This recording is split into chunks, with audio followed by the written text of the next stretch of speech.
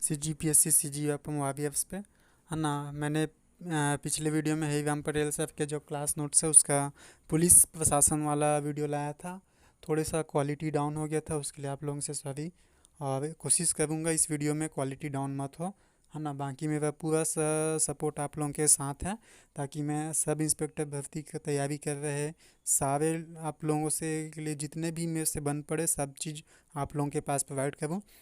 Hariram Patel sir ने आप लोगों के लिए निःशुल्क अपना जो ये नोट्स है नक्सलवाद और पुलिस प्रशासन का क्लास नोट्स उसको शेयर किया है।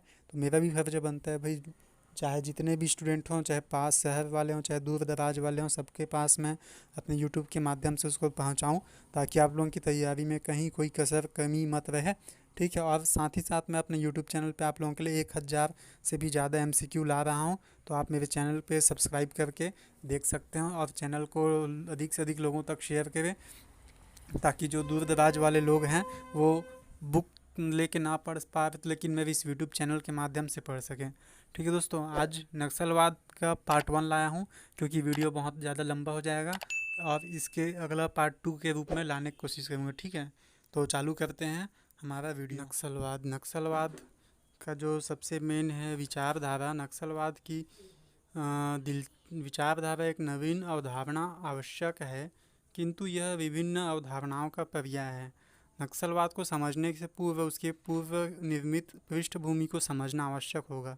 इस संबंध में कुछ विचारधाराएं सहायक सिद्ध होंगी। पहला है मार्क्सवाद, यानी मार्क्सवाद विचारधारा। तो मार्क्सवाद की जो विचारधारा किसके द्वारा दी गई है? कार्ल मार्क्स हैं, आपके जर्मन के निवासी थे ये। इनका जो जन्म है 1818 और मृत्यु 1883। ठीक है। ये जो कार्ल मार्क्स है, नाम में ही मार्क्स छुपा हुआ है, तो कार्ल मार्क्स मार्क्सवाद के विचारधारा दिए हैं, और जर्मन के ये थे सिद्धांत। उनके अनुसार समाज के मूलतः दो वर्ग हैं। एक है बुजुर्ग, ये बुजुर्ग है ना, जिनके अनुसार बुजुर्ग वर्ग वह उन्होंने वह जिन्होंने उत्पादन के साधनों पर कब्जा कर रखा है, जिनमें पूंजीपति, भूमिपति और कुलीन वर्ग शामिल है। मतलब बुजुर्ग वह वर्ग जिन्होंने उत्पादन के साधनों पर कब्जा कर रखा है, मतलब जो बड़े लोग हैं, अमीर लोग, पूंजीपति, भूमिपति और कुलीन वर्ग शामिल हैं। ठीक है। और दूसरा सर्वहारा, इस वर्ग के अंतर्गत निम्न वर्गीय लोग जैसे छोटे किसान, भूमिहीन किसान और मजदूर शामिल है, जिनकी मेहनत के अनुरूप उच्च वर्ग उन्हें लाभ नहीं प्रदान करता, है ना। जिनकी मेहनत के अनुरूप उच्च वर्ग उन्हें लाभ नहीं प्रदान करता। इसलिए सर्वहारा वर्ग को एक हिंसक क्रांति के माध्यम से बुजुर्ग वर्ग को समाप्त करके एक व्यवस्था कायम करनी चाहिए। इस व्यवस्था को ही उन्होंने साम्यवाद कहा। ठीक है दोस्तों, ये मार्क्सवादी विचारधारा के हिसाब से इन्होंने नक्सलवाद का सिद्धांत बताया था। लेनिनवाद, अब देखते हैं लेनिन के हिसाब से। लेनिन ये सोवियत संघ के निवासी थे, है ना। ये प्रभावित हुए थे कार्ल मार्क्स की विचारधारा से प्रभावित हुए थे। ठीक है। सिद्धांत, उसने साम्यवाद की व्यवस्था आर्थिक और राजनीतिक नियमों के आधार पर की।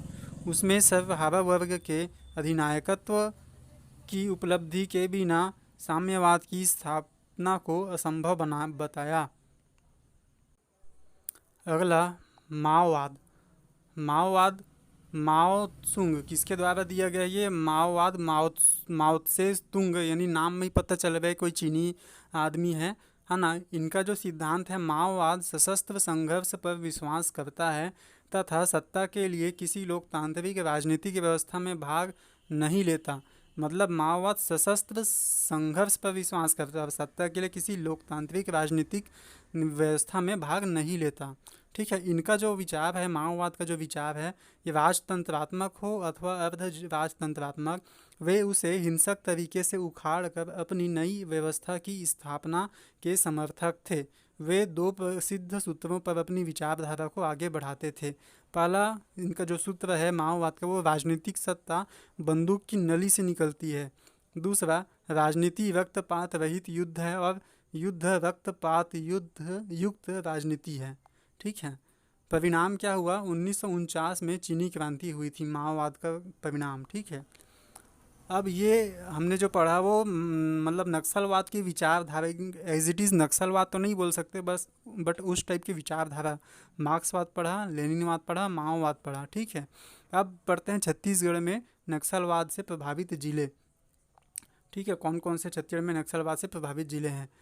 सिक्योरिटी रिलेटेड एक्सपेंडिचर के अनुसार, ठीक है दोस्तों, ये कोई संस्था है, सिक्योरिटी रिलेटेड एक्सपेंडिचर के अनुसार बस्तर संभाग में कौन कौन सा है। बस्तर संभाग में कांकेर, कोंडागांव, बस्तर, दंतेवाड़ा, सुकमा, नारायणपुर, बीजापुर। मतलब लॉजिक देखने वाली बात है, बस्तर संभाग के सातों जिलों नक्सलवाद से प्रभावित हैं। दुर्ग संभाग में 2, राजनांदगांव और कवर्धा।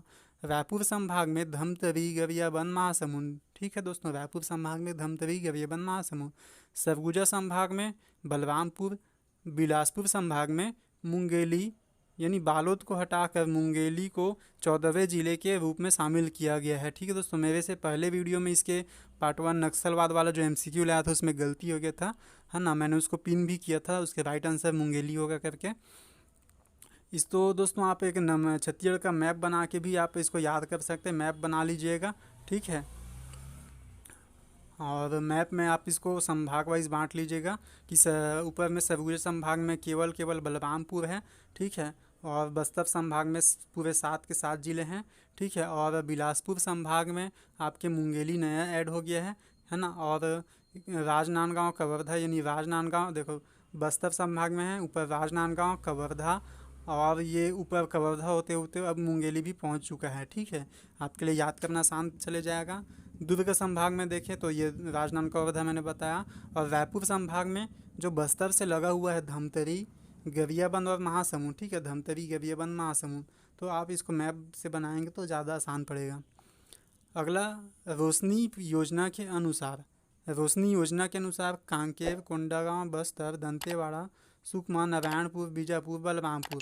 ठीक है, लेफ्ट विंग एक्सट्रीमिज्म या वामपंथी उग्रवाद, ये क्या होता है। केंद्र सरकार द्वारा 5 फरवरी 2019 को जारी राज्यवार LWE जिलों की सूची जारी की गई है, जिसमें बस्तर, कोंडागांव, दंतेवाड़ा, सुकमा, बीजापुर, कांकेर, नारायणपुर, बलरामपुर, धमतरी, गरियाबंद, कबीरधाम, महासमुंद, बालोद एवं राजनांदगांव शामिल है। ठीक है दोस्तों, अगर आपको वीडियो क्लैरिटी नहीं दिख रहा होगा तो आप मेरे आवाज़ को सुन के थोड़ा सा उसको लॉजिक लगा सकते हैं कि यहाँ पे क्या लिखा हुआ है करके। ठीक है दोस्तों, कोशिश मेरी यही रहती है कि वीडियो को क्लैरिटी में लाऊं और कम से कम MB में। तो कंप्रेस वगैरह और एडिट वगैरह के कारण थोड़ा सा वीडियो क्वालिटी डाउन हो गई थी पिछले वीडियो में।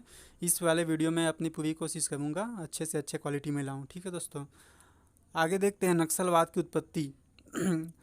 पृष्ठभूमि। नक्सलवाद की उत्पत्ति पराधीन भारत की पृष्ठभूमि में देखा जा सकता है, जहां अंग्रेज़ों ने भारतीय किसान और मजदूर वर्ग के शोषण के लिए एक सामंतवादी व्यवस्था की स्थापना की, जिसने जमींदारों का सामंती व्यवस्था के अनुरूप उपयोग किया। परिणाम स्वरूप भारत की स्वतंत्रता के बाद भी सामंती व्यवस्था चलती रही। आज़ादी के 20 वर्ष के बाद भी यह समस्या बनी रही। एक घटना ने नक्सलवाद को जन्म दिया, और यह घटना 25 मई 1967 को पश्चिम बंगाल के दार्जिलिंग जिले के एक छोटे से गांव नक्सलबाड़ी में भूमि के बंटाईदारों व जमींदारों में संघर्ष हुआ। ठीक है दोस्तों, कब, ये डेट इंपॉर्टेंट याद रखिएगा, 25 मई 1967 को। और राज्य तो उससे भी ज़्यादा इंपॉर्टेंट है, कहाँ, पश्चिम बंगाल के कहाँ, नक्सलबाड़ी गांव में, जिसमें, है ना, कहाँ थे, हाँ, जिसमें पुलिस फायरिंग और पुलिस दबाव के कारण बड़ी संख्या में छोटे किसान और बटाईदार मारे गए। इस घटना ने लोगों को लामबंद किया, जिसमें 4 नेताओं की महत्वपूर्ण भूमिका थी। कौन कौन 4 नेता? चारू मजूमदार, कानू सान्याल, जंगल संथाल, कन्हई चटर्जी। ठीक है, क्या हुआ था फिर, गतिविधियाँ, यहाँ पे ये गतिविधियाँ हुई थी कि इन नेताओं में चारू मजूमदार ने माओ की चीनी क्रांति 1949 की विचारधारा से प्रभावित है। इन वंचित वर्गों को सशस्त्र विद्रोह के लिए प्रेरित किया। उनका मानना था, यानी किनका, चारू मजूमदार का मानना था कि भारतीय श्रमिकों और किसानों की दुर्दशा के लिए सरकारी नीतियाँ उत्तरदायी है, जिसके कारण उच्च वर्गों का शासन तंत्र और उसके फलस्वरूप कृषि तंत्र पर वर्चस्व स्थापित हो गया। इस न्यायहीन दमनकारी वर्चस्व को केवल सशस्त्र क्रांति से ही समाप्त किया जा सकता है। आप पिक्चर वगैरह देखते होंगे दोस्तों, है ना, जहाँ भी पुराने पिक्चर में अमरीश पुरी जमींदार लोग आते थे, गरीब किसान वर्ग को लूटते थे, तो फाइनली हमारा जो हीरो रहता था बंदूक उठा ही लेता था ना चाहते हुए भी। तो सेम वैसी ही कहानी है ना। हमारे कौन थे हीरो? चारू मजूमदार थे। इन्होंने माओ की चीनी क्रांति से प्रभावित हुए और लोगों को सशस्त्र विद्रोह के लिए प्रेरित किया। फिर सीपीआई और एमएल का गठन। 1967 में नक्सलवादियों ने कम्युनिस्ट क्रांतिकारियों की एक अखिल भारतीय समन्वय समिति बनाई। उन्होंने स्वयं को भारतीय कम्युनिस्ट पार्टी से अलग कर लिया और सरकार के विरुद्ध भूमिगत होकर सशस्त्र लड़ाई छेड़ दी। आगे चलकर अखिल भारतीय समन्वय समिति का नाम बदलकर communist party of India Maoist Leninist यानी सीपीआई और एमएल का फुल फॉर्म माओनिस्ट लेनिनिस्ट कर दिया। 1971 में चारू मजूमदार को गिरफ्तार कर लिया गया, जहां हिरासत में ही उनकी मृत्यु हो गई और कानू सान्याल ने भी आत्महत्या कर ली। ठीक है, लेकिन भले हुए तो मर गए, लेकिन उनका जो उन्होंने जो लोगों को प्रेरित किया था वो फैलते गया। ये माओवाद नक्सलवाद की विचारधारा फैलते गई। ठीक है, उसी कड़ी में आगे नक्सलवाद की जो प्रभावित विचारधारा थी वो कार्ल मार्क्स, लेनिन, स्टालिन और माओ, ये जो चार विचारधारा बहुत ही तेज़ी से फैली। कार्ल मार्क्स, लेनिन, स्टालिन और माओ, ये आपको इम्पोर्टेंट क्वेश्चन बना के दे सकते हैं व्यापम कूट बना के। ठीक है, कि कौन कौन सी विचारधारा ज़्यादा प्रचलित हुए थे करके।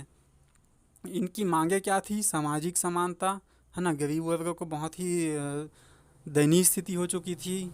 दूसरा आर्थिक समानता, तीसरा राजनीतिक समानता।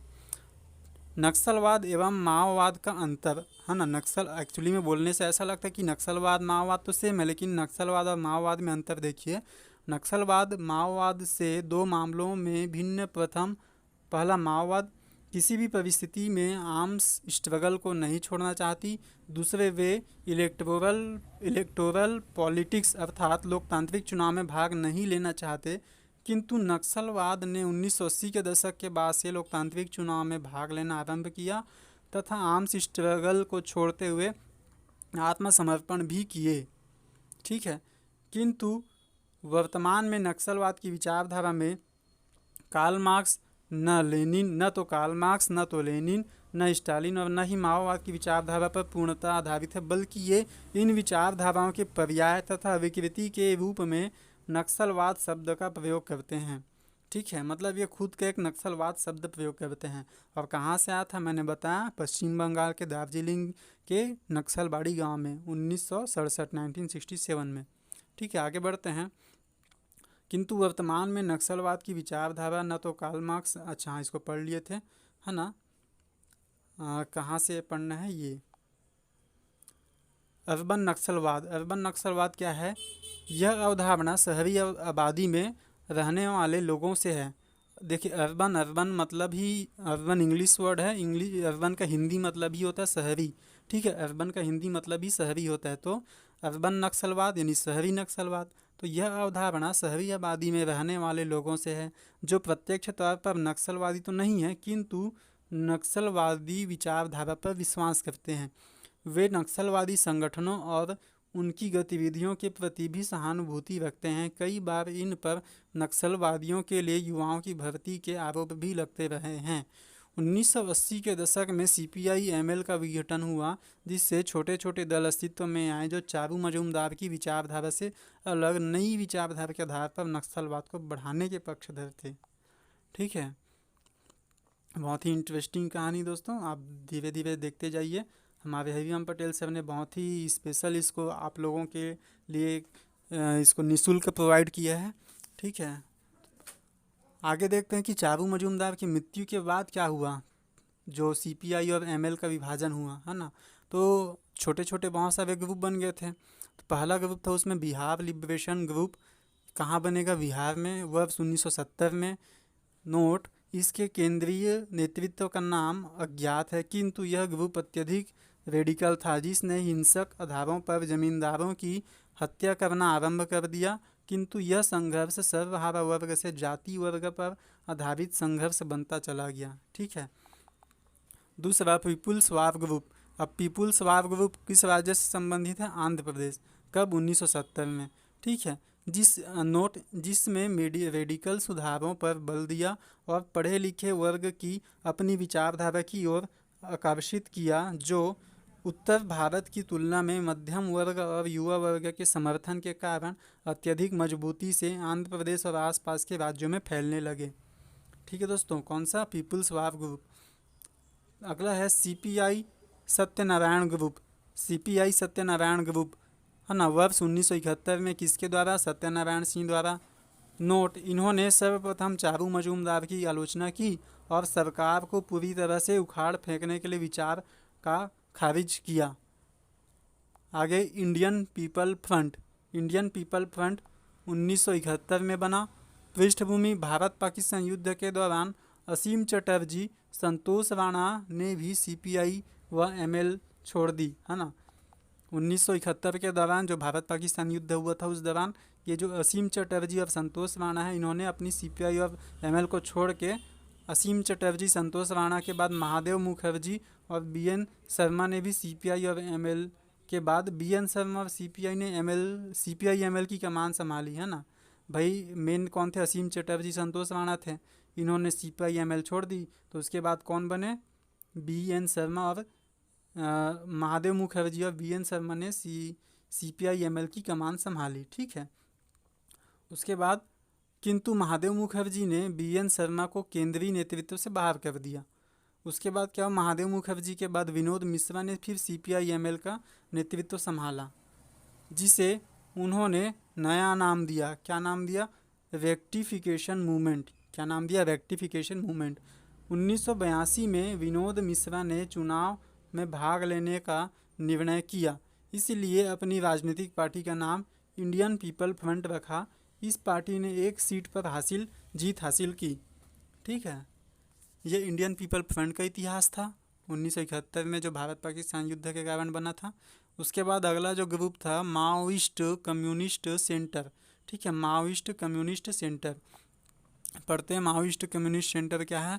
चारू मजूमदार की मृत्यु से पूर्व कन्हई चटर्जी और अमूल्य सेन ने दक्षिण सेना संगठन की स्थापना की। कौन कौन? चारू मजूमदार की मृत्यु से पहले ही कौन? कन्हई चटर्जी और अमूल्य सेन ने दक्षिण सेना संगठन की स्थापना की, जिनके सदस्य श्रमिक वर्ग, भूमिहीन कृषक और मजदूर वर्ग थे, है ना। कि भूमि सदस्य कौन रहेंगे? श्रमिक वर्ग, भूमिहीन कृषक और मजदूर वर्ग। भाई जाहिर सी बात है, जो सबसे ज़्यादा त्रस्त है वही ये सब बनेगा।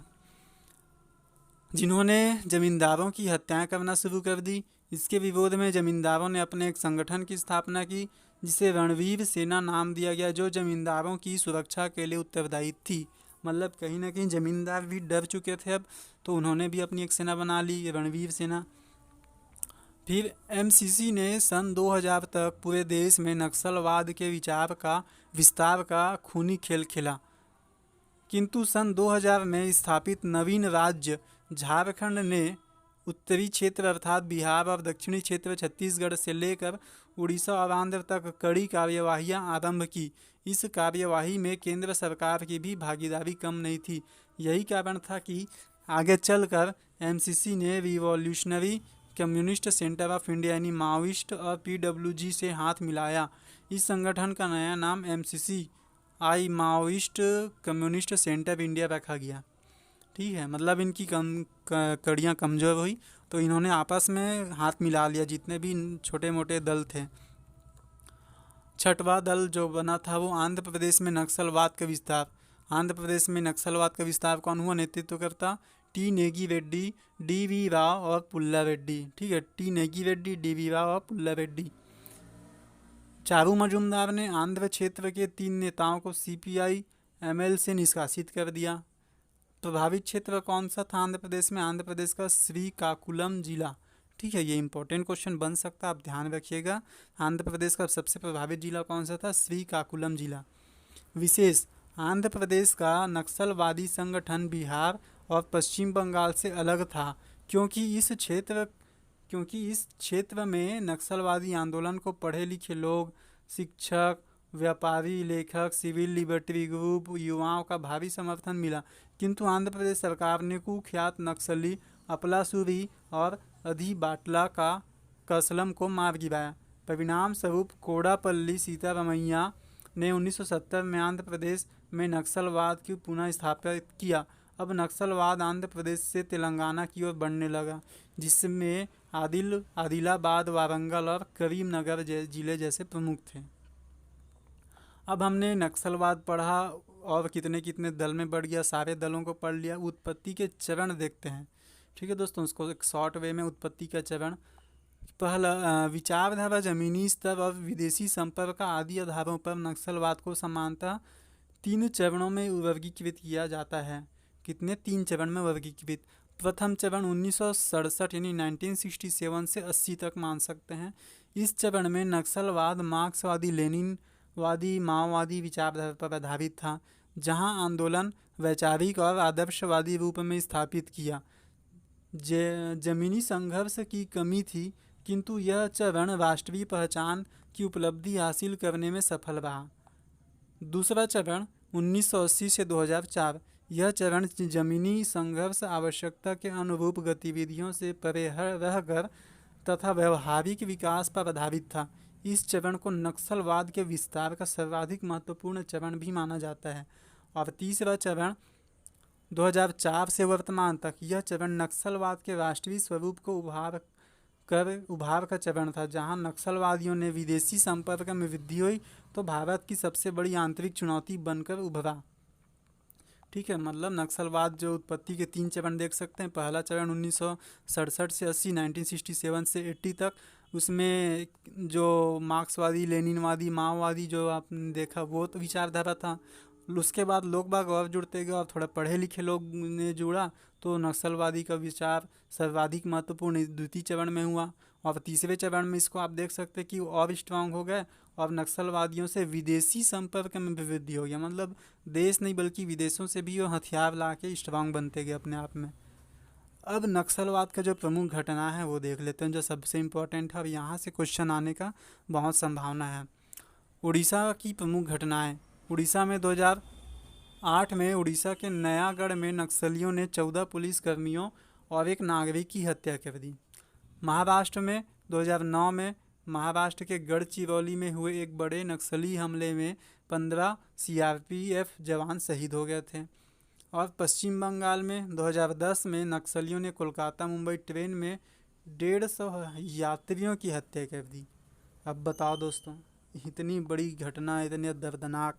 2010 में नक्सलियों ने कोलकाता मुंबई ट्रेन में 150 यात्रियों की हत्या कर दी। सोच के ही मुझे अजीब लगता है। भाई तुमको जिससे बदला नहीं लेना है लो, लेकिन ऐसे बेचारे निर्दोष लोगों को तो मत मारो।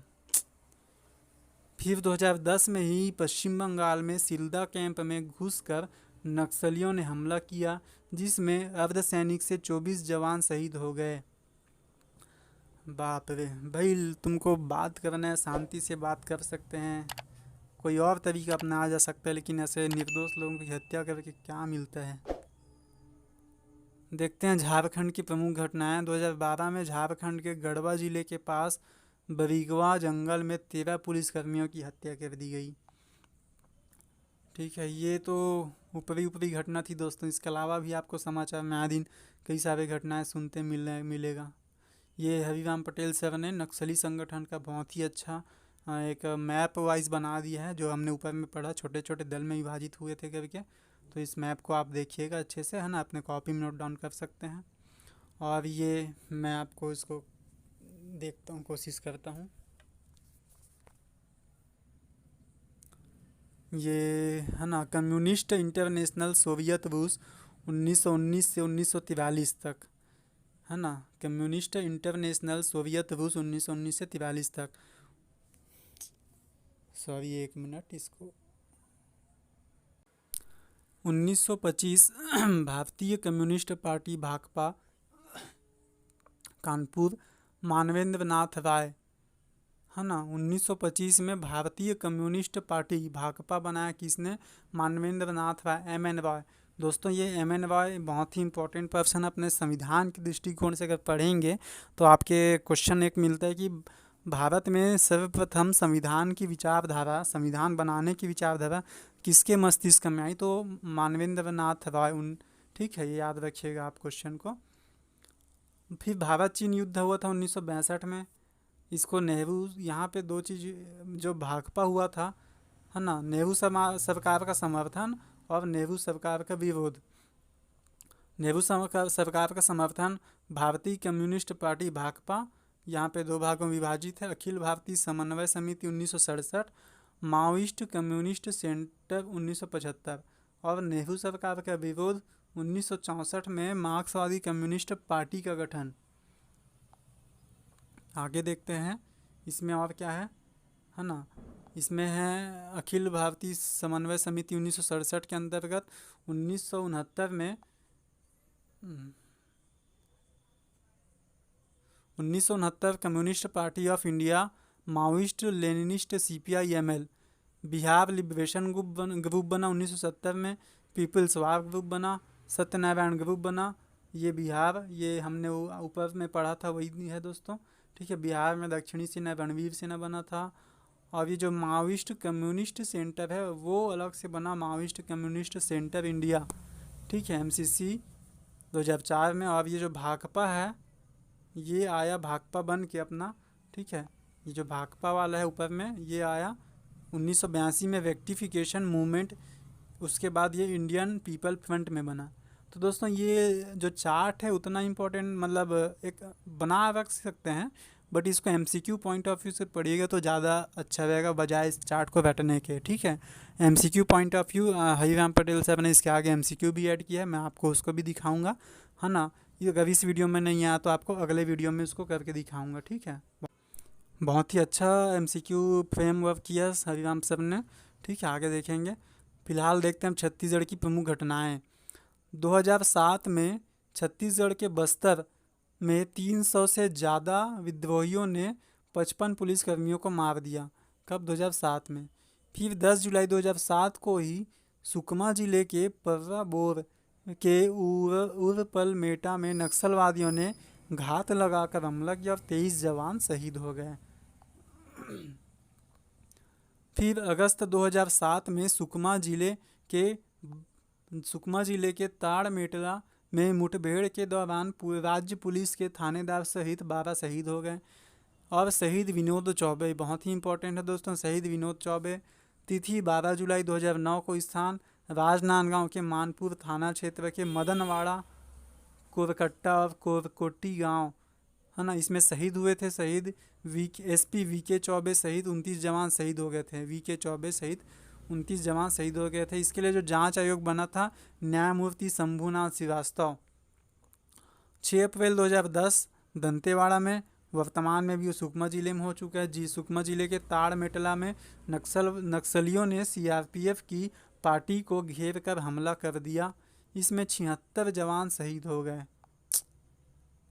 झीरम घाटी हमला दोस्तों, ये तो आप सभी जानते ही होंगे। झीरम घाटी हमला बहुत ही चर्चित, न सिर्फ छत्तीसगढ़ में बल्कि देश विदेश में इसकी चर्चा हुई थी। झीरम घाटी हमला कब हुआ था? तिथि 25 मई 2013 को, बहुत ही इंपॉर्टेंट डेट है।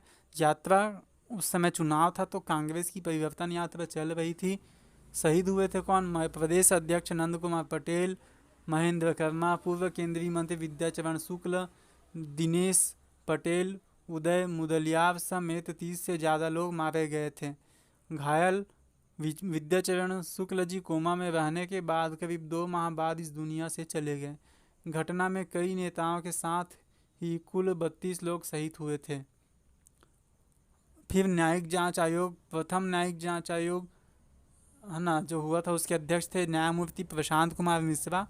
इनका कार्यकाल 2013 से 2021 तक था। द्वितीय जो हुआ अध्यक्ष न्यायमूर्ति सतीश के अग्निहोत्री के संदर्भ में जांच बिंदु ये रखा गया इसमें कि क्या हमले के बाद पीड़ितों को सुनिश्चित चिकित्सा उपलब्ध कराई गई, ऐसी घटनाओं की पुनरावृत्ति रोकने के लिए क्या समुचित कदम उठाए गए थे। अन्य महत्वपूर्ण बिंदु जो परिस्थितियों के मुताबिक आयोग निर्धारित करे।